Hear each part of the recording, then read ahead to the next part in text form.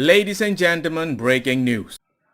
YouTube bars Russell Brand from monetizing channel amid sexual assault claims. London, a number of major platforms including BBC and YouTube have removed or restrict Russell Brand content for multiple accusations of sexual abuse against the British comedian who reported over the weekend. Two UK public broadcasters BBC and Channel 4 also said they would be removing programming featuring Brand. The BBC announced Tuesday that it had assessed that Brand's content now falls below expectation. At least 4 women accused Brand 48 of sexual assault or rape between 2006 and 2013, a period when he was at the height of his career, according to investigation by several British media outlets that was published Saturday. UK police say they have since received a separate allegation of sexual assault against a woman.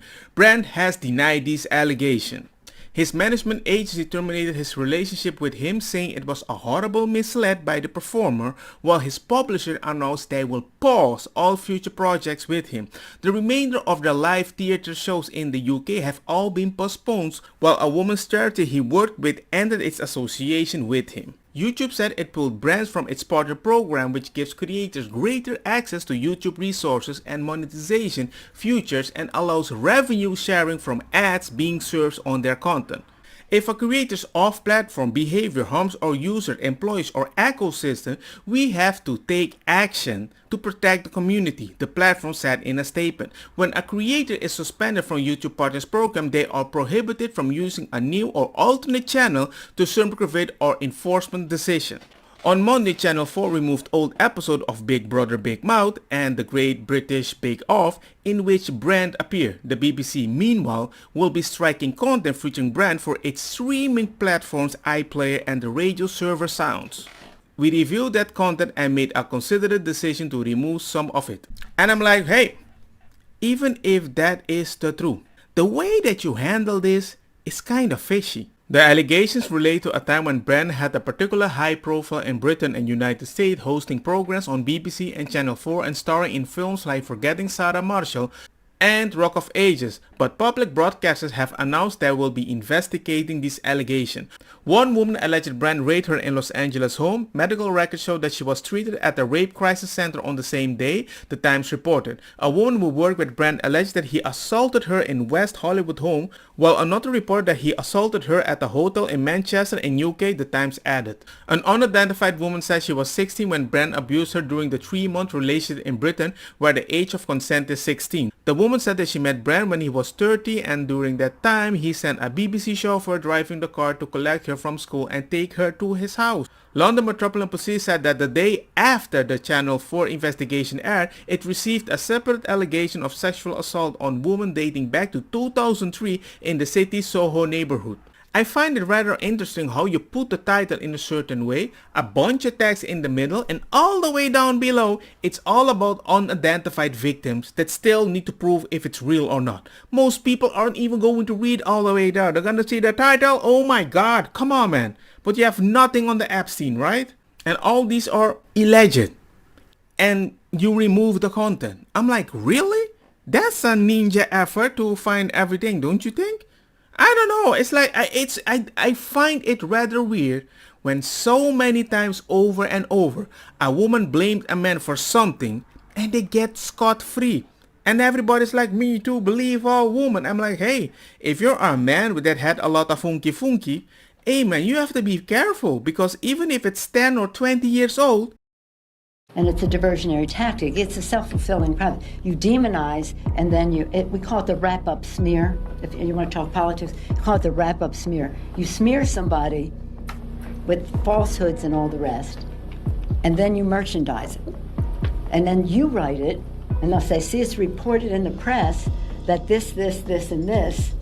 So they have that validation that the press reported the smear, and then it's called the wrap-up smear. Now I'm going to merchandise the press's report on the smear that we made. And it's a tactic.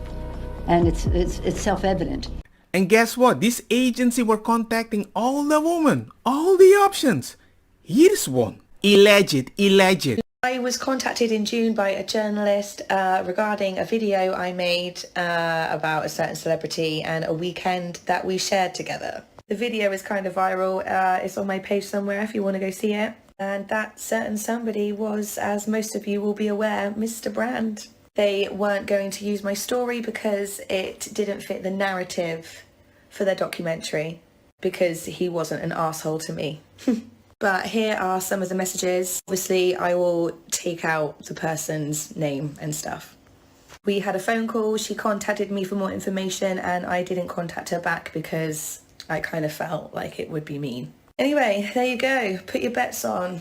It's a documentary about the one and only Mr. Russell Brand. But why would people care? He was a left-wing person. He went to the right wing, or sometimes called him fascist and Nazi.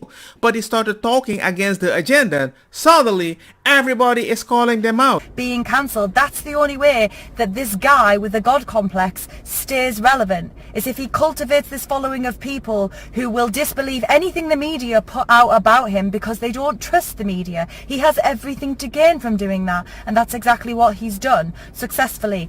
These women have come forward with their evidence and they've kept their identities hidden, and it's really easy to presume that the reason that they've kept their identities hidden is because they're afraid of Russell Brand. So if I can be honest, I'm not defending the man.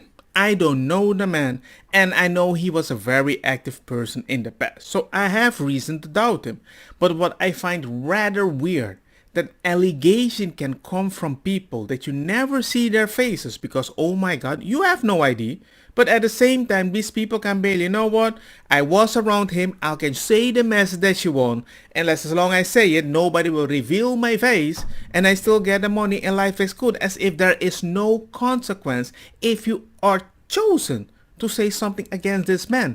I find it rather weird. Especially when the guy, I never liked him back in the day. I thought he was a liberal idiot even back in the day. But then he started speaking about certain things that made sense to me because I thought, I heard a lot of people with the same opinion, but we were just not allowed to say it. And he just articulated it way better than me because I got many strikes on YouTube.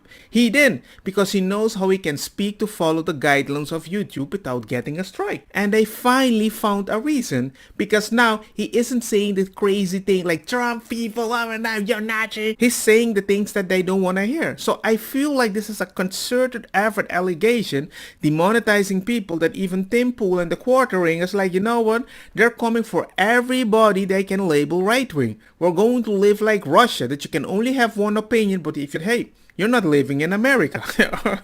It's weird, man. It's weird. It's like socialism, bada bing, bada boom. It all feels like communism for some odd reason.